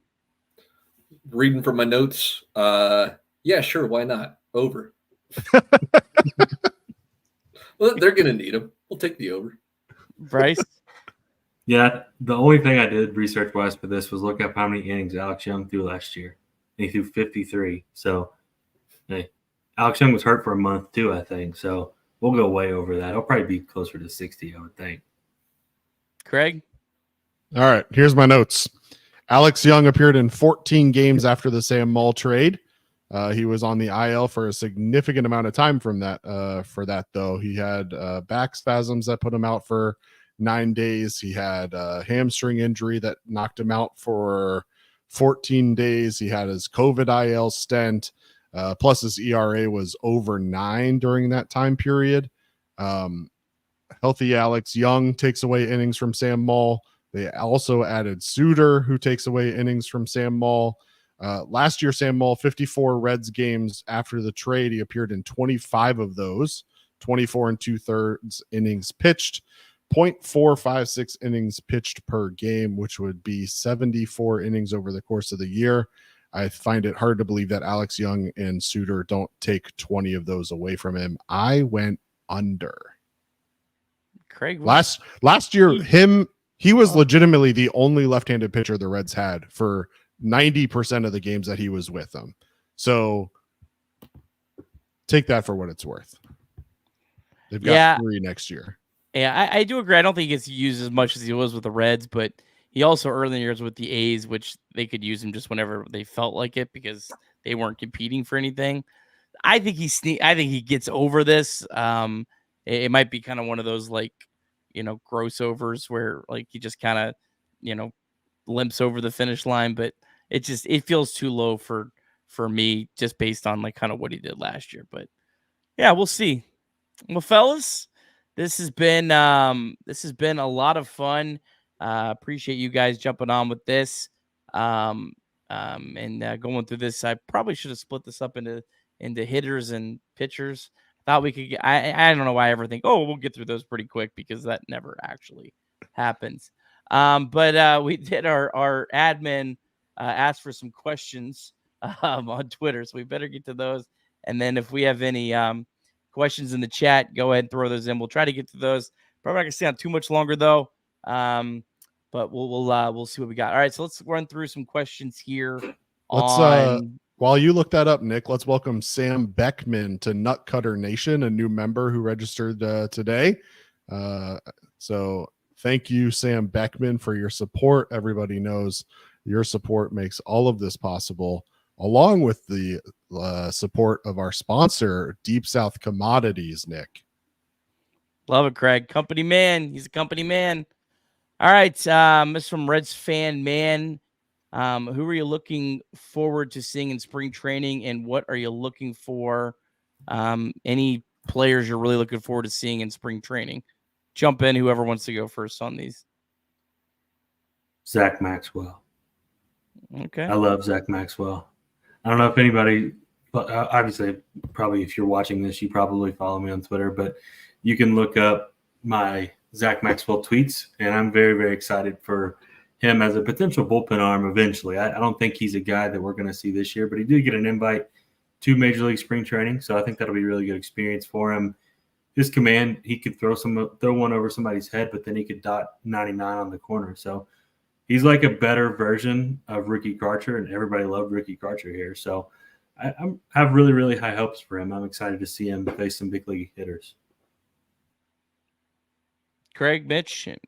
Mitch, you got anybody? Yeah, I'm Blake Dunn and Jacob Hurtubise. They've had my interest kind of all off season. I think they're the super platoon brothers. They're going to be probably starting the year in AAA, and they both just mash opposite-handed pitching. I think they're both good defensively, so I'm keeping an eye on them. The left-handed reliever battle is going to be interesting, and it goes back to kind of your point too, Craig. I think Suter's the hometown guy. Everybody loves Suter. I like Suter. Alex Young is the incumbent. He probably has the inside edge, but they brought a few guys in that I'm kind of keeping an eye on. Like I like Justin Brule, blanking on the dude's name, Gilbert, that they brought in. He might not be a lefty, but I like him a lot too. So yeah, I'm watching those two pretty closely. I think those are going to be some fun battles. Yeah, Gilbert threw a no-hitter 2 years ago. And, I really like that signing. He was a high quality pitcher to just have sitting around. Yeah, it'll be interesting to see what happens with him.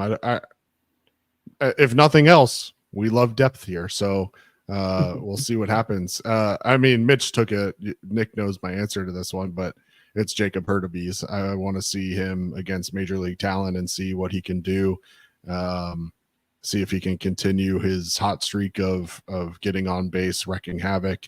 I think the potential of having him, Friedl, and Elly in the same lineup is such a nightmare for opposing teams that literally every inning, no matter where you are in the game with those three guys, if you put the lineup together correctly, you're going to face one of them, meaning that they could potentially get on base and cause, a real nightmare for opposing teams. So if Jacob Hurtubise can continue what he did in 2023 with his on base percentage, that would be a lot of fun. All right. A couple more questions from our guy CVTT. Can you name one sleeper prospect in the Reds farm system no one is talking about? Oh, I didn't answer that last question. Real quick, I'll say Lodolo and Montas. I'm excited about Dunn and Hurtubise, obviously, but those guys' health is going to be like probably the thing that's going to keep me the most interested in seeing as we go to season. All right. One sleeper prospect in the Reds farm system no one's talking about. I know, Bryce, you already said Maxwell, Craig, Mitch. Bryce, you got anyone else? Adam Staranowski, left-handed pitcher. They got in the 11th round of the 2022 draft. He's a big, long, lanky left-handed pitcher.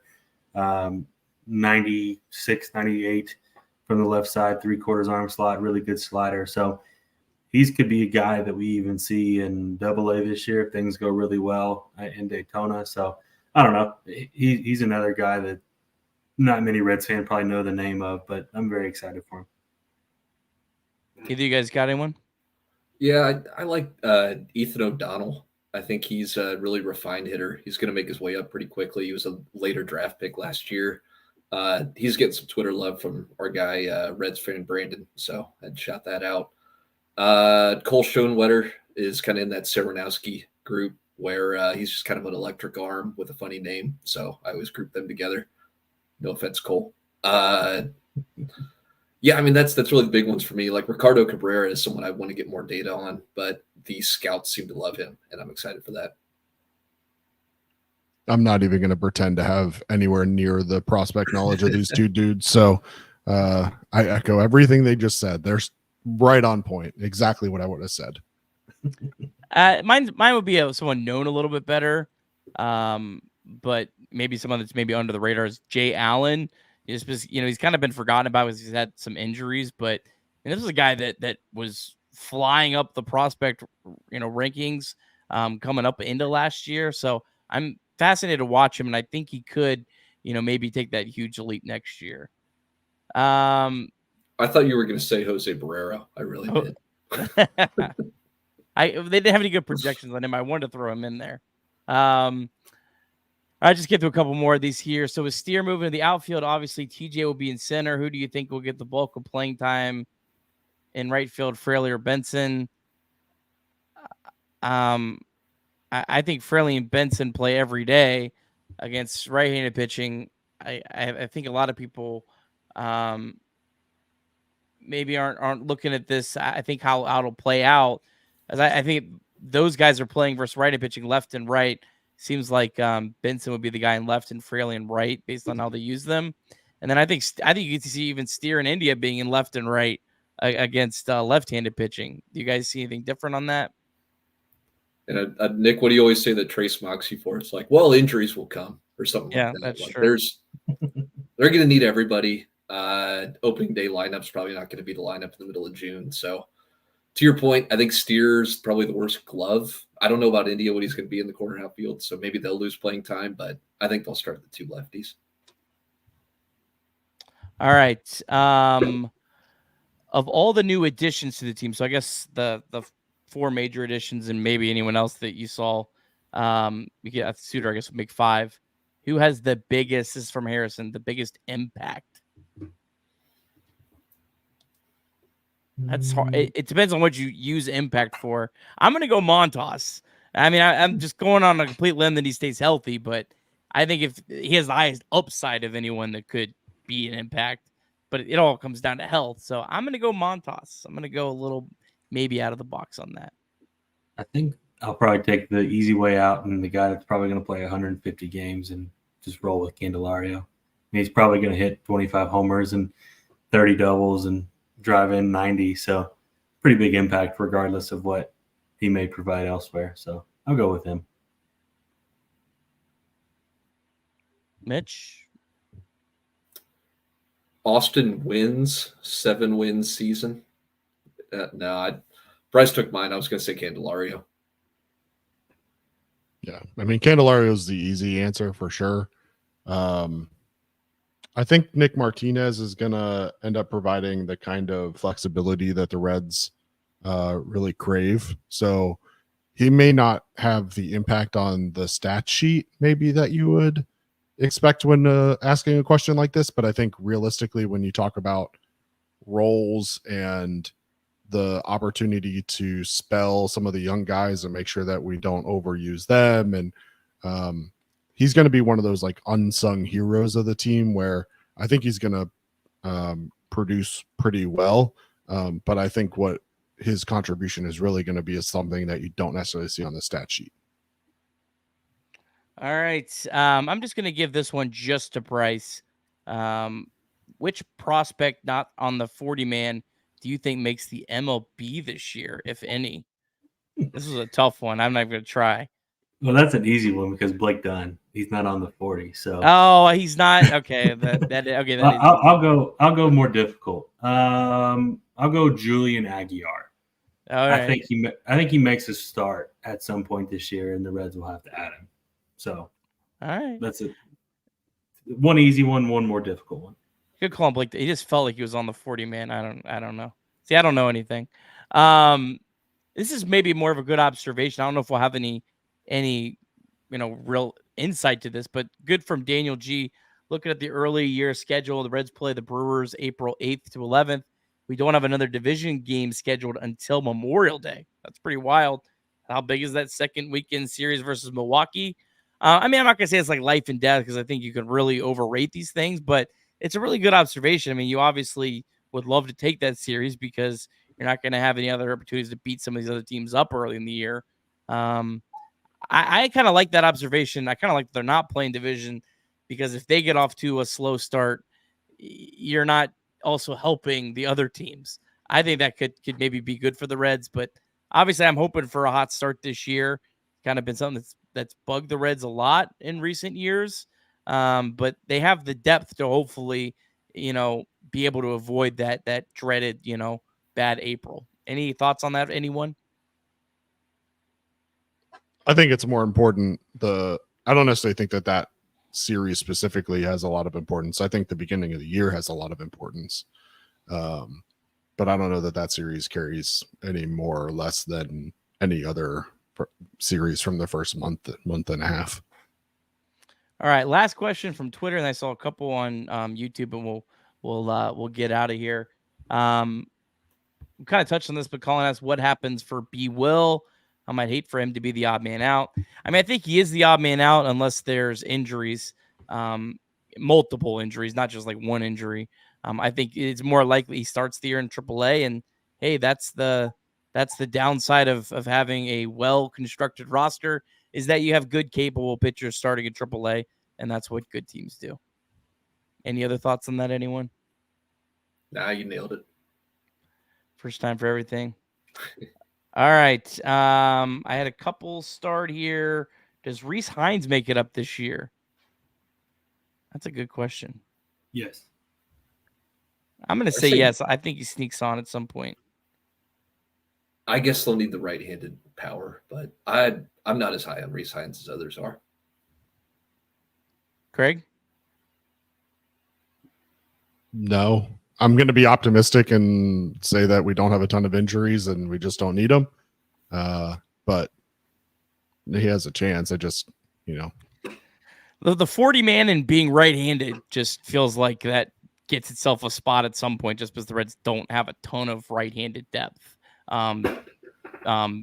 So I think, especially, I mean, also if, like Alex Stewart-Fairchild doesn't make the team and Jose Abreu doesn't make the team, then it really makes his chances even higher but if they do, because there's an injury, and then maybe it's not. But I would, if I was betting, I would say he does. Randy asked over under on David Bell ejections this season. He sets it at 6. I'm going over. Let's go, Way David. over. They're going to be in competitive games all year, man. He's Give going me to be double fired digits. up. Oh, love it. Love it. The first time Frankie Montas gets squeezed in April, he's getting kicked. David might It's get cold in ejected in April, spring man. training. Craig, you going over on that? yeah. All right, over under 49.5 stolen bases for Elly. Anyone want to go first on that one? I mean, I Made a said it bet. earlier. I think Ellie's approach at the plate changes a little bit to focus on getting on base. He stole 35 in 98 games last year, despite his however many months slump that he had where he barely got on base. So, I mean,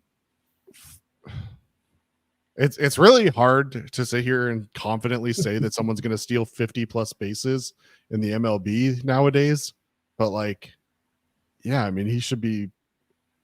If Elly plays the way he's capable of playing, he should be challenging Ronald Acuna for the major league record. Mitch? Yeah, I agree. I'll take the over. I'm not taking the under on anything Elly can do. Just give me the over. Zips only projects 39 stolen bases, and I'm hammering the over. Yeah. Come on. Everything Elly's over. All right, They well, projected 39 or 49 too. That was really bad. That'd be horrible. Yeah, he's gonna steal 100. Let's go. Don't clip that. All right, fellas, you got any other burning final thoughts? Do you want to try to push this bad boy over 2 hours? I don't really, but do you guys have any final thoughts? I don't want to spend a lot of time on it, Nick, but you said on Twitter you wanted to at least mention a couple signings, Rhys Hoskins and Aroldis Chapman. So I just real quick, I think I said it on Twitter. I have no idea why Aroldis, or I said it in our Discord, I think is where I said it, but Aroldis Chapman going to the Pirates is really weird to me. I don't know if it was just a sign that the rest of the league is out on Aroldis Chapman or what, but that was a weird signing to me. I know, Nick, you're high on the Pirates. So I'll let you talk a little bit about where you think he fits in. Before Nick jumps in there, I'll tell you exactly why the Pirates want Aroldis Chapman, because the Royals signed him and traded him for Cole Reagans last year, who's now looking like a frontline starter. So the Pirates are just going to take him and flip him, which, I mean, more power to him. It might work out for him, but worst case scenario, you're trading a high leverage arm. So, Bryce, you got thoughts on this? No, I think both the signings are quality signings, especially the Rhys Hoskins one. I think that dude is very underrated. He's a really, really good hitter. I think he's averaging 33 homers per year, and that's really the one thing that Brewer lineup was missing, was a bona fide power guy. So the Brewers are going to be competitive again.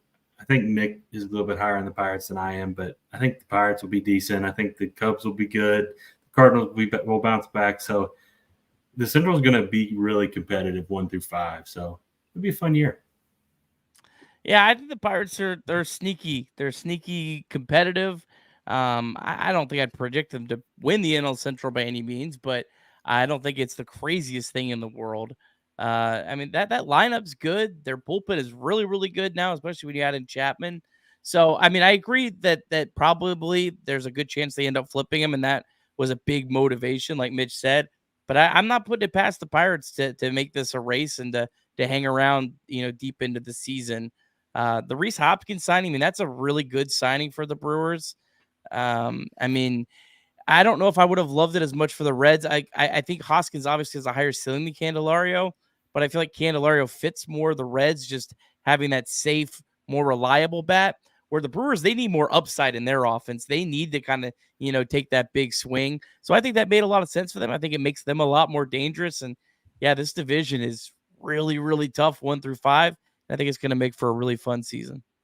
Yeah, I mean, Nick, you've talked about it at length, but taking a swing at a short-term deal is not a bad thing, especially for a team that thinks that they have a chance to be competitive. So Rhys Hoskins signed a 2-year, $34 million deal. For a team like the Brewers, that's really not that big of a risk. The question, of course, is just going to be, who are you getting here? I mean, Rhys didn't play at all this past year, obviously due to injury. So definitely a risk, but no different than the risk the Reds are taking with Frankie Montas. High upside. I was just about to say that exact same thing. It kind of feels like this is the Brewers version of Frankie Montas. The Reds don't have those stable pitchers that have proved themselves like the Brewers have with Burns and Peralta. So the Reds, they brought in Frankie Montas to have that potential to be that guy that if he's able to stay healthy, it ends up being a front of the rotation, top of the rotation starter. Whereas the Brewers, they don't have the big thumpers in their lineup, so they take a shot with Rhys Hoskins. So yeah, I think it makes sense, and it's going to be a fun season. All right. Well, I think that is a good point to wrap this up. Thanks so much, everyone, for watching. If you're still with us, closing in on 2 hours on YouTube. I think I'm probably going to break this up into 2 podcasts to make it a little bit easier. So if for some reason you watch this whole thing and want to listen back, probably have one on Thursday and Friday morning for you now. But yeah, if you still watching, hit that like button. Subscribe to Chatterbox Sports on YouTube. And I've been pushing it. If you listen to us on Apple Podcasts, leave us a quick 5-star review. That kind of stuff really helps us out as we're getting into the season. As well, podcast every single day in spring training. So for Craig, for Bryce, for Mitch, I'm Nick.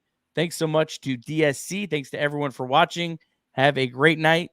Go Reds.